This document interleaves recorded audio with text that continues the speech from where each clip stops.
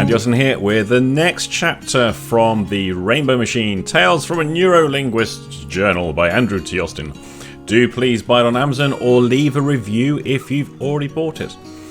This chapter is the critical self-talk, and this is something I first became aware of really when I was about 18 or 19 years old.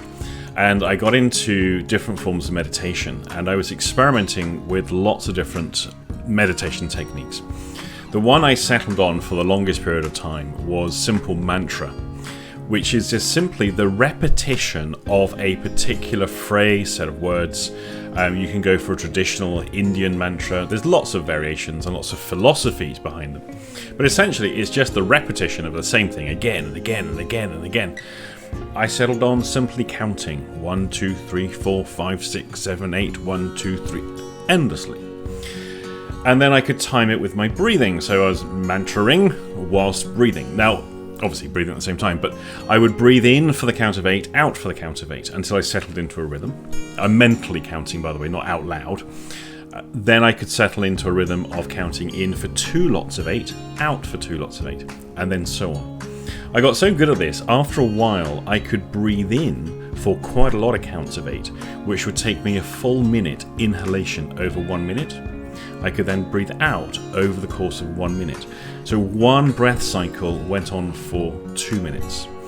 And then with a lot of practice and lots of deep relaxation work, I was able to get to a breath cycle of in over a minute, hold for a minute, out for a minute, hold for a minute, and so on. Now that was very weird, so one breath cycle every 4 minutes. At the time, I had a lung capacity test. I was a student nurse, so we're having all sorts of tests done as part of our training where we're playing with equipment and machinery and stuff. And I discovered I actually had a lung capacity of 7.5 litres, which apparently is quite high. And so I think that possibly facilitated my ability to be able to breathe that slowly. Now, something weird starts to happen. With that deep level of relaxation, I could feel my pulse in my skin. And if I'm in bright light or in sunlight, I could actually see the pulse because the slightly thickening of the eyelid with every pulse. I could see my own pulse through my eyelids with my eyes closed. Very surreal experience. Now, during that level of deep relaxation with the mantra and counting, I became acutely aware of my internal dialogue and just how it's constant. Even if I'm not conscious of it, as I go through levels of consciousness with the relaxation, it's just, there's another layer of it, another layer of it. It's just relentless. And that's really when I first became aware of internal dialogue. Now, for a lot of years, all I knew to do was to try and quieten it down and try and override it with the use of mantra. It was years later that I then discovered the NLP type stuff and the discoveries that came out of that, where we could use submodality shifts and all sorts of other bits and pieces. And the chapter in the book is about really a methodology that I worked working with psychiatric patients around their internal self-talk, where essentially I would ask them to say out loud what it is they say to themselves. And then I would start to react as though they're talking to me. And they would go, well, I was just telling you what I said. And at that point, I don't care. You don't talk to me like that. And I would engage them in a very uncomfortable interaction based around what they had just said to me, even though it was an example of what they say to themselves. The idea being is I want to get people aware of their internal dialogue and that they don't have to do it the way they do it. And it is quite extraordinary how much hate people carry. That hate has a taboo element. One of the things within culture, it is pleasurable to hate others, and that's why you have these hate groups. And obnoxious people grouped together, the only way they can get on with other obnoxious people is by having a mutual enemy that they can hate on. And that way they now have a point of unity. And that's why groups of obnoxious people, they require an out-group that they can hate. It's a very common thing. But hate in culture generally is a taboo. We frown on it. We don't tolerate hate. There's hate laws. There's laws against hating. So hate tends to get very much suppressed and repressed. However, what we do know is that people, they love to hate themselves, and hating on themselves seems to be an acceptable activity to the individual. And when I look on Reddit and I look on the depression groups and various other mental health groups, the amount of self-hatred and self-loathing that is expressed there is quite disturbing. And I think very, very common and possibly quite normal. Now, herein lies the problem of therapists. So therapists see self-hate as an issue of self-esteem, and therefore self-esteem has to be improved, and self-worth has to be improved in order for the person to like themselves. And they completely miss the fact the person is hating, and hate is the issue. It's not necessarily low self-esteem. I've been in environments around other people where I wasn't popular. I know that may come as a shock and a surprise to some of you, but in workplaces I haven't always been the most popular person. And I know what it's like to be around people who don't like me, and that every single person that I'm going to interact with on that day is somebody who merely tolerates my existence. And that is a very uncomfortable position to be in, especially when I know I have to go back there tomorrow and the next day and the next day. And so that's very uncomfortable. Now, imagine if I hate myself and I can't get away from it. I can't go home and get away from myself because I take myself with me. So imagine now I'm in an environment of people that don't like me and express it and imply it, and it's non-verbally expressed, but I can never get away from that group. And the more I try and make them like me, the more energy they put into hating me. It's a game without end. And this is what I'm seeing happening with so much coaching and therapy, building up self-esteem. Essentially, I think what they're trying to do, quite unwittingly, is create a self-hating narcissist.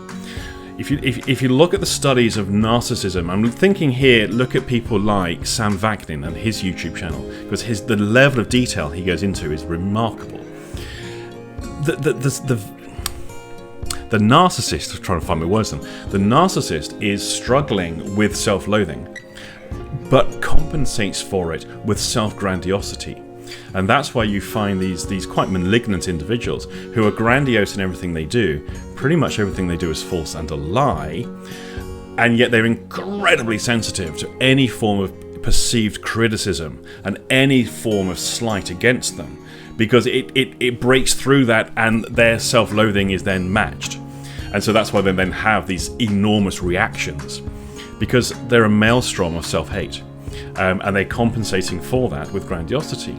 Well, this is the exact situation that the individual who is self-loathing and self-hating in therapy is having created for them by input from therapists sometimes, in that by building up their self-worth, building up self-esteem, building up a grandiosity, but not dealing with the hate and the loathing in the first place.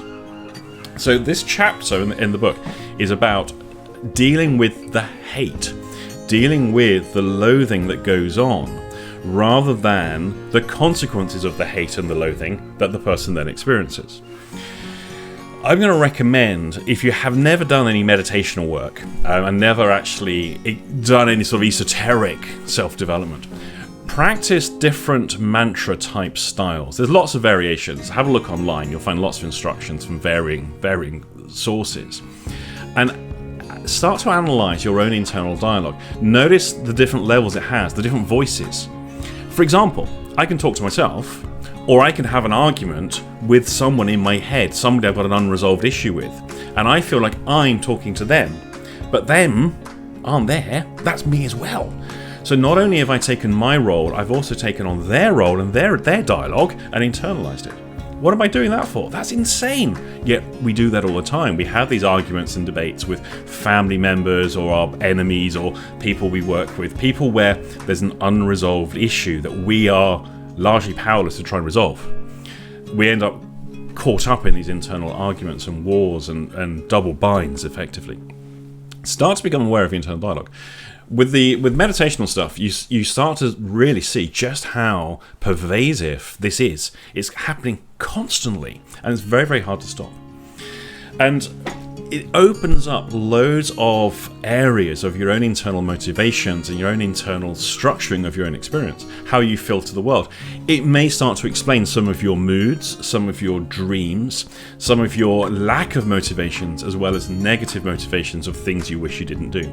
Pay attention to how you're talking to yourself. And if you feel it's other people talking to you in your head, so there's other people giving you a hard time, yak, yak, yak, yak, yak, remember, that's you. I remember about 15 years ago, the studies, they had put florid schizophrenics, so voice hearers, into functional MRI scanners. And shock horror, they discover that the hallucinatory auditory hallucinations, it's them having their internal dialogue. Well, shock horror, where did they think the voices were coming from? They're not coming from the outside. It's internal dialogue, which in some instances, not very common actually, is perceived externally. Most of the time it's internal. It's just that they take on a life of their own.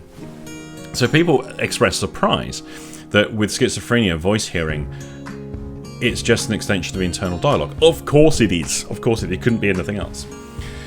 We all do that to different degrees. The difference is the person who's diagnosed schizophrenic, I hear voices. But the non-schizophrenic will say, I think.